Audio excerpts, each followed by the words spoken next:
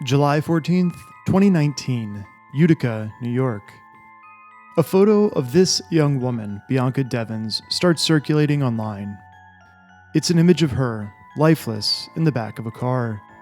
Her throat is slit, and her killer posted the photo himself. Within hours, the image has spread to Discord, Instagram. Even family members are seeing it before police arrive. This is the story of Bianca Devins, a teenager whose troubled life unfolded in the digital spotlight, where her final moments became a viral tragedy. Let's play it back. Let's rewind the crime. Bianca Devins was 17 years old. Soft-spoken, smart, artistic. Struggled with mental health as she had been diagnosed with multiple personality disorder, but finding comfort online, in Discord servers, Tumblr threads, and Instagram posts.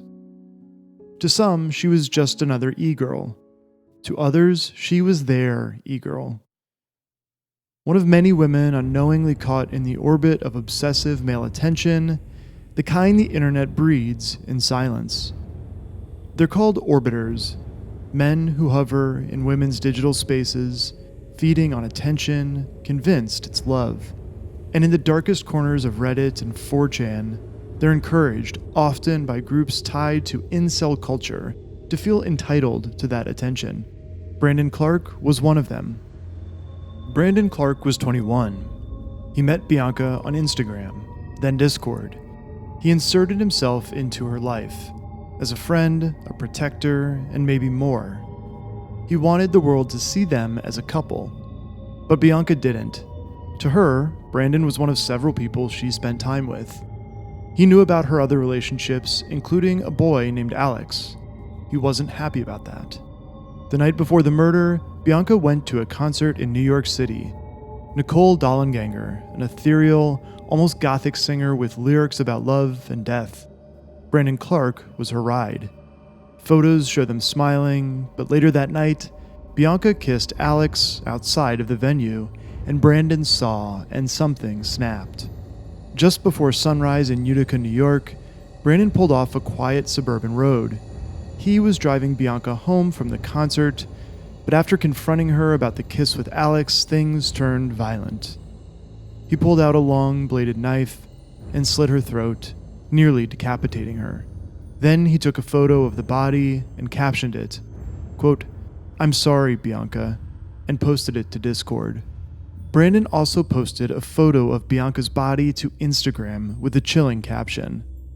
"Sorry, effers, you're going to have to find someone else to orbit." And there it is, the word orbit, a reference to Bianca's online following, the men who admired her from afar.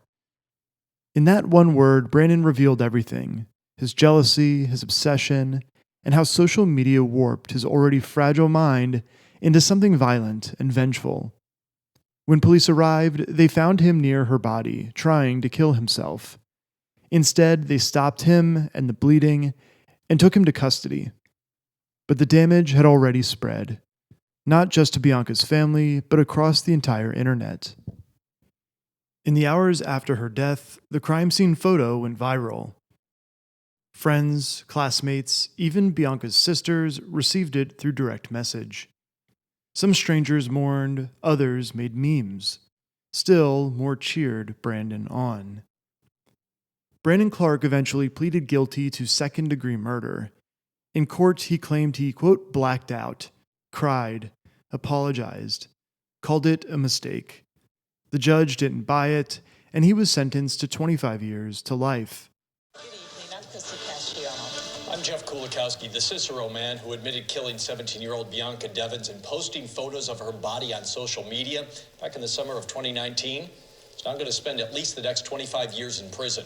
Bianca's murder has sparked change to social media account user safety after pictures of her body were posted to various online accounts after her death. News Channel 9's Josh Martin joins us now in the studio. But Bianca's story didn't end there. Her case sparked calls for reform, especially around how graphic images spread unchecked on social media.